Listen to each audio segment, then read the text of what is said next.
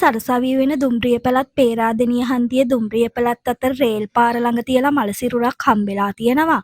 මීට හරියටම සතියකට කලින් සෙනසුරාදාත් මෙතනම තියලා මලසිරුරක් හම්බෙලා තියෙන නිසා පොලිසියට මේ ගැන ඇති වුණ සැකයක් නිසා මේ ගැන විමර්ශනය කරන්න ඩිටෙක්ටිව් ෆියෝනවත් බණ්ඩාරවත් කැඳවලා තියෙනවා. මැඩම් ගිය සතියේත් මෙතනම තියලා සතිස් කියන පළාත් සංවර්ධන අධිකාරියේ අතිරේක අධ්‍යක්ෂකවරයෙක්ගේ බොඩි එක හම්බෙලා තියෙනවලු.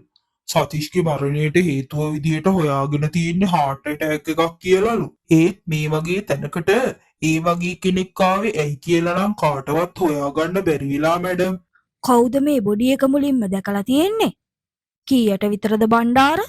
කැම්පස් එකේ ළමෙක් දැකලා තියෙන්නේ මැඩම්. සඳුදා පොයේ නිසා ගෙදර යන්න හිතාගෙන ස්ටේෂන් එකට යන්න ආවලා මේ උදේ 6යි කාලට විතරලු දැක්කේ. මුලින්ම හිතුවේ කවුරු හරි කෝච්චියට පැනලා කියලාලු.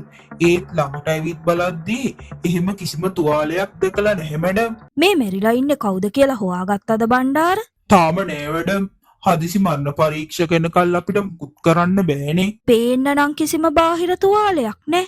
මේ ඉන්නෙත් අනිවාර්යෙන් රජයේ උසස් නිලධාරියෙක් බණ්ඩාර. හොරකමක් වෙලා වගේ පේන්නෙත් නෑ. පේනවද අතේ රතු රිබන් එකකුත් බැඳලා තියෙනවා. ගිය සතියේ හම්බුන මිනිහ ගැන හොයාගත්ත විස්තර මොනවාද බණ්ඩාර? මැඩම් ඒ මැරලා තියෙන්නේ සතිස් ලොකු බණ්ඩාර කියන අවුරුදු 37ක පිරිමි කෙනෙක්. පළාත් සංවර්ධන අධිකාරියේ අතිරේක අධ්‍යක්ෂක කෙනෙක් විදිහට තමයි වැඩ කරලා තියෙන්නේ. මරණයට හේතුව විදිහට තියෙන්නේ heart attack එකක් කියලා. ඒත් මරණය සැකසහිතයි කියලා තියෙනවා මැඩම්. ඒ බොඩි එකෙත් අතේ රතු රිබන් එකක් බැඳලා තිබිලාද බණ්ඩාර? ඕනේ මැඩම් වාර්තාවල එහෙම තියෙනවා. එතකොට මේ මිනිමැරුම් දෙකම කලේ කෙනෙක්ද? මං හිතන්නේ ඔව් බණ්ඩාර. අපි එද්දිත් මෙතන වටේ කට්ටිය එකතු වෙලා තියෙන හන්දා කිසිම සාක්ෂියක් ඉතුරු වෙලා නැහැ. ඒක හරි අපරාධයක්. දන්නවනේ මැඩම් අපේ අයගේ හැටි මේ වගේ දෙයක් වුණාම පෝලිං හැදිලා එන්නේ බලන්න. ඊළඟට හදිසි මරණ පරීක්ෂක ඇවිත් මේ මිනිහ පරීක්ෂා කරනවා වගේම ඒකේ සාක්කුවේ තියලා පර්ස් එකක් හම්බෙනවා. ඉතින් මේ විදිහට මිය ගිහින් ඉන්නේ නදුන් කුලතුංග කියන වයස අවුරුදු 36ක් වෙන සහකාර ප්‍රාදේශීය ලේකම් කෙනෙක්. පිටතින් කිසිම තුවාලයක් නොපෙනුනත් මරණය සැකසහිත නිසා වැඩිදුර පරීක්ෂණයට යවනවා. අපි කොහොමද මැඩම් මේක කලේ කවුද කියලා හොයාගන්නේ? ඒක අමාරු වැඩක් නම් තමා. අපි බලමුකො මොකක් හරි පොටක් පාද ගන්න බැරි වෙන එකක් නෑ. සතීෂ්ගේ මරණ පරීක්ෂණ වාර්තාව ඇවිත් තියෙනවද? ඔව් මැඩම්. සතීෂ් මියගිය වෙලාව විදිහට සඳහන් වෙන්නේ 3 වෙනිදා 9:15ත් 9:25ත් අතර. ඇල්කොහොල් ප්‍රතිශතයත් 0.09ක් තියලා තියෙනවා. කිසිම ඇඟිලි සලකුණක්වත් අසාමාන්‍ය දෙයක්වත් හොයාගන්න හම්බෙලා නෑ. හරිම පුදුමයි. ගැටමේ ධර්මාශෝක මාවතේ ඉන්න සතීෂ් මේ රේල් පාර ළඟට ආවේයි. රණ්ඩුවක සලකුණක්වත් බොඩි එකේ තිබිලා හම්බෙලා නෑ. මේක හරිම සංකීර්ණයි බණ්ඩාර.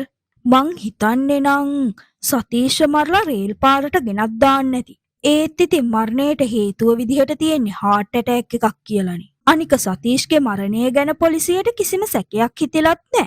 සාමාන්‍ය මරණයක් කියලායි එයාලත් හිතලා තියෙන්නේ. බැරි වෙලාවක්වත් නදුන්ගේ මරණය වුණේ නැත්තම් සතීෂ්ගේ මරණයත් යට යනවා. නදුන්ගේ ගෙවල් තියෙන්නේ කොහෙද බණ්ඩාර? මහයියාවේ මැඩම්. මහයියාව ඉඳන් මිනිහ හොයාගත්ත තැනට කිලෝමීටර් 7-8ක් විතර තියෙනවා. බණ්ඩාර අපි මුලින්ම හොයලා බලන්න ඕනේ මේ දෙන්න එක්කම තරහක් තිබ්බ කවුරු හරි හිටියද කියලා. මේ දෙන්නම සාමාන්‍ය විදිහට මැරුණ අය වෙන්න බැරිද මැඩම්? නදුන්ගේ මිනිහ අද එතනම තියලා හම්බුනේ නැත්තම් සතීෂ්ගේ මරණය සාමාන්‍ය මරණයක් කියලා හිතන්න තිබ්බා. ඒත් රතු පාට රිබන් එකක් අතේ ගෙට ගහලා තිබ්බ එකයි සතීෂ්ගේ නදුන්ගේ බොඩිස් දෙකම එකතැන තියලා හම්බුනේ එකයි සැකසහිතයි බණ්ඩාර. බණ්ඩාර ගිහින් සතීෂ්ගේ නදුන්ගේ ගෙදර අය එක්ක කතා කරලා බලන්න. සමහර විට මොනවා හරි හොයාගන්න බැරි වෙන එකක් නෑ. ඉතින් බණ්ඩාර සතීෂ්ගේ නදුන්ගේ ගෙදර අය එක්ක කතා කරලා තොරතුරු දෙනන් ආපහු පොලිසියට එනවා. ඉතින් බණ්ඩාරට මොනවා හරි හොයාගන්න පුළුවන් වුණාද? මැඩම් සතීෂ් 3 වෙනිදා වැඩට ගිහින් ගෙදර ඇවිත් අහපව පේරාදෙණියේ තියෙන ග්‍රීන් ගාඩන් හොටෙල් එකේ තිබ්බ පාටි එකකට ගිහින් තියෙනවා. අන්තිමට පාටි එකේ අය සතීෂ දැකලා තියෙන්නේ 9ට විතරලු. පොඩ්ඩක් හුලම් වදින්න කියලා එළියට ගියාලු. ආයිත් ඇවිත් නැහැ. ඉතින් කට්ටිය හිතලා තියෙන්නේ සතීෂ් එහෙම ගෙදර ගියා කියලා. එතකොට සතීෂ්ගේ ගෙදර කට්ටිය සතීෂ් පාටි වලට ගිහින් කොච්චර බීලා වැඩි වෙලා හිටියත් ගෙදර එනවලු මැඩම්. එදා රෑ 12ටත් සතිෂ් ගෙදර ආපු නැති හන්දා ගෙදර අය කලබල වෙලා කෝල් කළත් සතිෂ් ෆෝන් ආන්සර් කළා නැහැ. ගෙදර අය බය වෙලා ඉද්දි තමා සෙනසුරාදා උදේ සතිෂ් මැරලා ඉන්නවා කියලා ආරංචි වෙලා තියෙන්නේ. එතකොට සතිෂ්ට තරහකාරයෝ එහෙම ඉඳලා තියනවද? එහෙම කෙනෙක් නම් නැහැලු. ඒත් මිනිහට ලැබෙන්න තිබ්බ උසස් සීම දේශපාලන අවුලක් නිසා හම්බුනේ නැති එක ගැන නම් තරහෙන් ඉඳලා තියෙන්නේ මැඩම්. එතකොට නදුන් සිකුරාදා රෑ 8:45ට විතර ගේ ළඟ තියෙන කඩේට පයින් ගියාලු. 11 විතර වෙනකල් ගෙදර ඇවිත් නැති හන්දා ගෙදර අය කඩේට ගිහින් බැලුවත් නදුන් කඩේට ගිහින් ඉඳලා නැහැ. පාරේ තිබ්බ CCTV එකක නදුන් කඩේ පැත්තට යනවා තියෙනවා මැඩම්. CCTV නැති හරියදී තමා මොනවා හරි වෙලා තියෙන්නේ. නදුන්ට තරහකාරයෝ ඉඳලා තියනවද? මිනිහා හැමතැනටම ණය වෙලා ඉඳලා තියෙන්නේ මැඩම්. ණය ගෙවන්නේ නැති වුනහම පොලිකාරයෝ ඇවිත් සද්දේ දාලා තියෙනවා. නදුනයි සතීෂයි අඳුරනවලුද? ඒකනේ වැඩේ මැඩම්. සතිෂ්ගේ ගෙදර අය දන්නේ නැහැ සතිෂ්ට නදුන් කියලා යාළුවෙක් හිටියා කියලා. නදුන්ගේ ගෙදර අය සතිෂ් කියලා කෙනෙක් ගැනත් දන්නේ නැහැලු. ඉන්ටරෙස්ටිං. සතීෂ් අන්තිමයට දැක්ක ග්‍රීන් ගාඩන් හොටෙල් එකේ ඉඳලා මිනිහ හම්බුන තැනට දුර තියෙනවා කිලෝමීටර් 3.4ක් විතර. පයින් ගියා නම් විනාඩි 45ක් පැයක් විතර යනවා. හැබැයි වාහනයක ගියා නම් විනාඩි 10කින් යන්න පුළුවන්. බණ්ඩාර අපි හොටෙල් එකට ගිහින් CCTV චෙක් කරලා බලමු. ඉතින් ෆියෝනා බණ්ඩාර එක්ක ගිහින් ග්‍රීන් ගාඩන් හොටෙල් එකේ CCTV චෙක් කරනවා. සතිෂ් 9:03ට ගේට්ටුවෙන් එළියට ඇවිත් ටික දුරක් පාරේ ඇවිදන් ගිහින් තියනවා වගේම වැනි පාරේ ඇවිදිද්දි මිනිස්සෙක්ගේ ඇඟේ හැප්පිලක් තියෙනවා හොටෙල් එකේ CCTV වල සඳහන් වෙලා තියෙනවා. හොටෙල් එකේ මේන් ගේට් එක ළඟ ඉඳලා සතිෂ් ගිය පැත්තට ආයිත් CCTV එකක් තියෙන්නේ මීටර් 230ක් දුරින් වුණත් ඒ CCTV එකේ සතිෂ් ගැන කිසිම සඳහනක් වෙලා නැහැ. සතිෂ්‍ය බලින් කවුරු හරි පැහැදගෙනවත් ගියාද මැඩම්? එහෙම වෙන්නත් පුළුවන්. නැත්තම් සිහිය නැති කරලා අරගෙන ගියා වෙන්නත් පුළුවන්. නැත්තම් කෙලින්ම සතීෂ්ව මරලා දැම්මා වෙන්නත් පුළුවන්. හරියටම දෙයක් කියන්න බෑ බණ්ඩාර. මොකද අදට මේ සිද්ධිය වෙලා දවස් 10ක් ගෙවිලා. මේ වගේ පාරක සාක්ෂියක් ඉතුරු වෙලා ඇති කියලා හිතන්න බෑ. කෝකටත් බණ්ඩාර 9 ඉඳන් 9:00 වෙනකල් වෙලාව අතරතුර මෙතනින් ගිය වාහනවල විස්තර ටික අරගන්න. අපිට වැදගත් වෙන්න පුළුවන්. නදුන්ගේ මරණය වෙලා දවස් 4කට පස්සේ නදුන්ගේ මරණ පරීක්ෂණ වාර්තාව නිකුත් වෙනවා. ඒකේ සඳහන් වෙලා තියෙන හැටියට මරණය සිද්ධ වෙලා තියෙන්නේ 10 වෙනිදා රෑ 9යි කාලත් 9:25ත් ඇතුළත heart attack එකකින්. සැකසහිත DNA කිසි දෙයක් හොයාගන්නත් බැරි වෙලා තියෙනවා. නදුන් මැරලා තින්නේ heart attack එකකින්. එහෙම කොහොමද මැඩම් දෙන්නම එකම විදිහට මැරෙන්නේ? එහෙම වෙන්න පුළුවන්. බණ්ඩාර දන්නාද පොටෑසියම් කියන්නේ අපේ ඇඟේ ක්‍රියාකාරීත්වයට ගොඩක් වැදගත් දෙයක්. කවුරු හරි පොටෑසියම් ක්ලෝරයිඩ් ලොකු ප්‍රමාණයක් අපේ ඇඟට එන්නත් කළොත් ලේවල තියෙන පොටෑසියම් ප්‍රමාණය එකපාරට ඉහළ ගිහින් හදිසි heart attack එකක් ඇවිත් මැරෙනවා. ඉන්සියුලින් වැඩි ප්‍රමාණයක් එකපාරට ඇඟට ඇතුල් කළාමත් මෙහෙම heart attack එකක් එන්න පුළුවන්. මම ඊ ගැන කියවලා තියෙනවා මැඩම්. සමහර රටවල් වල මරණ දඬුවම දෙද්දිත් විසක් විදිහට පොටෑසියම් ක්ලෝරයිඩ් දෙනවලු නේද මැඩම්? හරියට හරි බණ්ඩාර.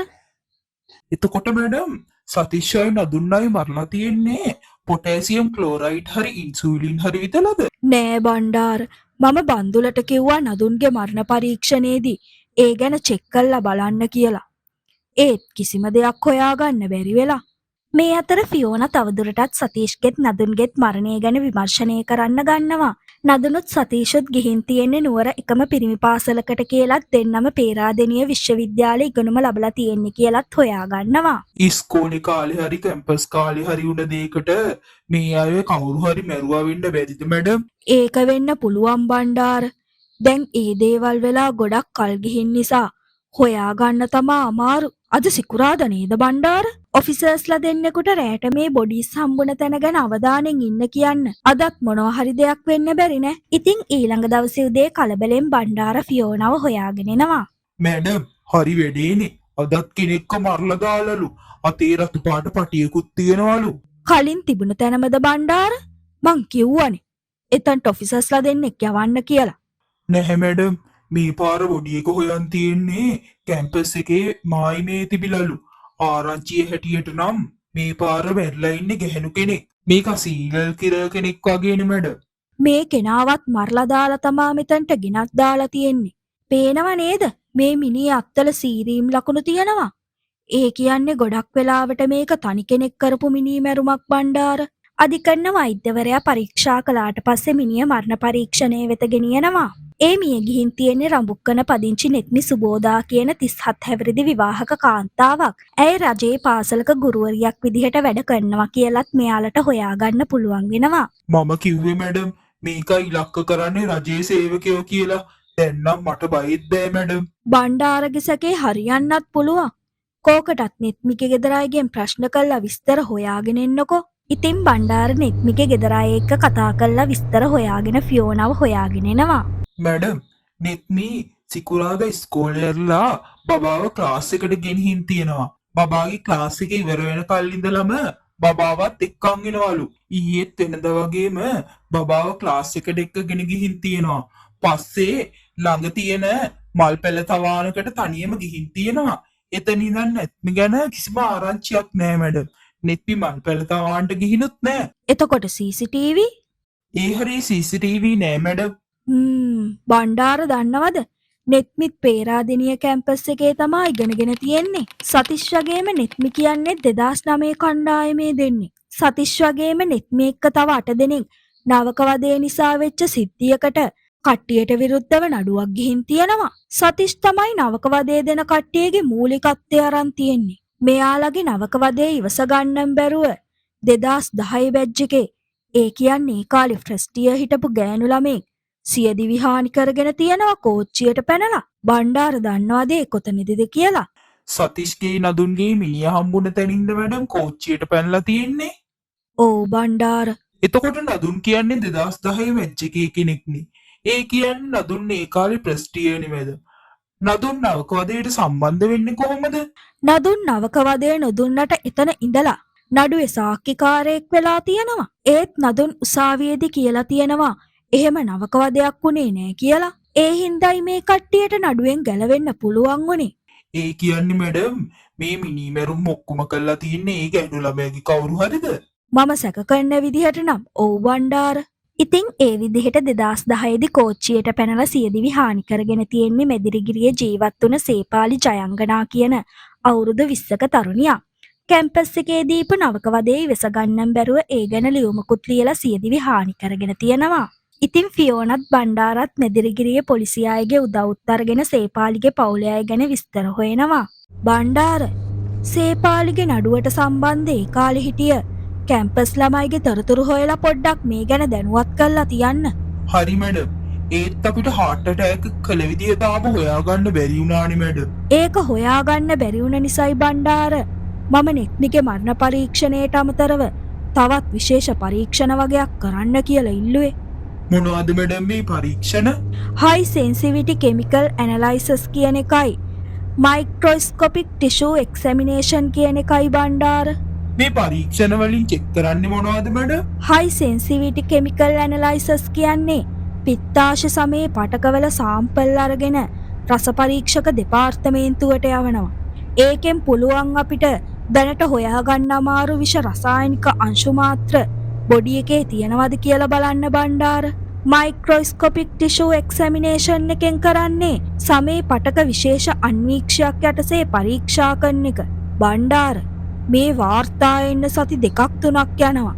මං ඉල්ලීමක් කළා තියෙන්නේ මේ රිපෝට් හදිස්සී කියලා. ඒ හින්දා අපිට ඉක්මනටම රිපෝට් එක ලැබෙයි. ඒ කාලය ඇතුළත අපි ජීවත් වෙලා ඉන්න කට්ටියව ආරක්ෂා කරන්න ඕනේ. මේ දේවල් කරන්නේ කවුද කියලා හොයාගන්නත් ඕනේ බණ්ඩාර. මෙදිරිගිරියේ පොලිසිය උදව් ඇතුව ෆියෝනට මේ මරණය කළායයි සැක කරන දෙන්නෙක් හම්බෙනවා. ඒ සේපාලිගේ මල්ලි දසුන් සහ ඒ කාලේ හිටිය සේපාලිගේ පෙම්වතා දේවින්ද.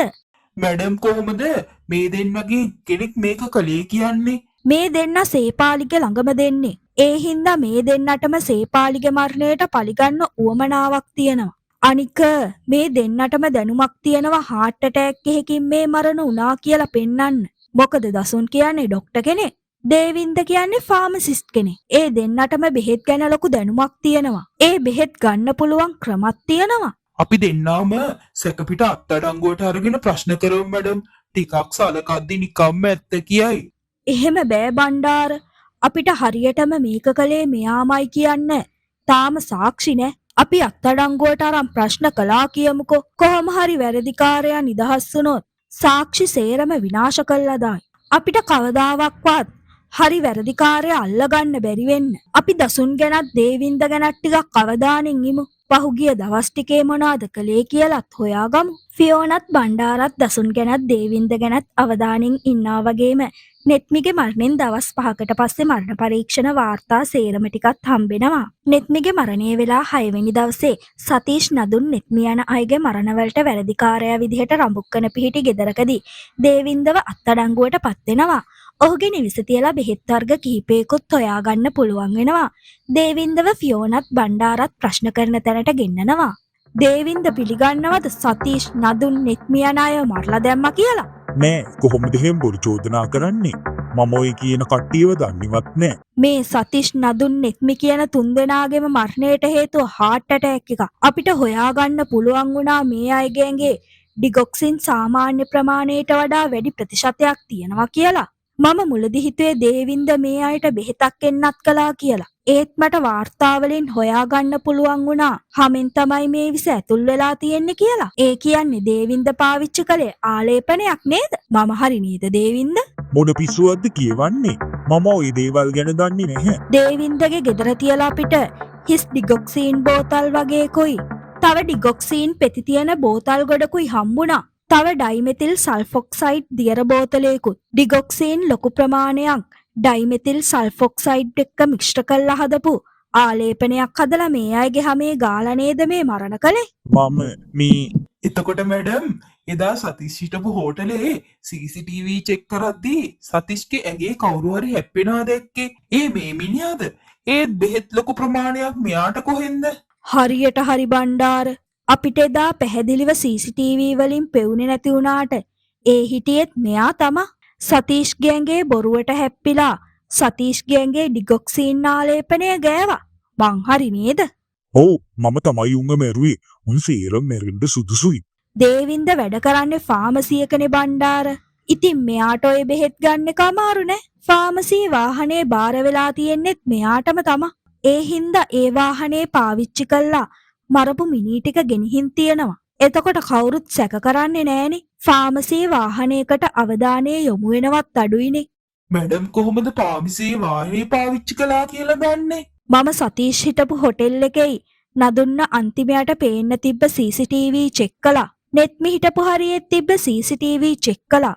ඒ වෙලාවල් වල දේවින්ද වැඩ කරන ෆාමසියට අයිති වෑන් එක යනවා දැක්කා.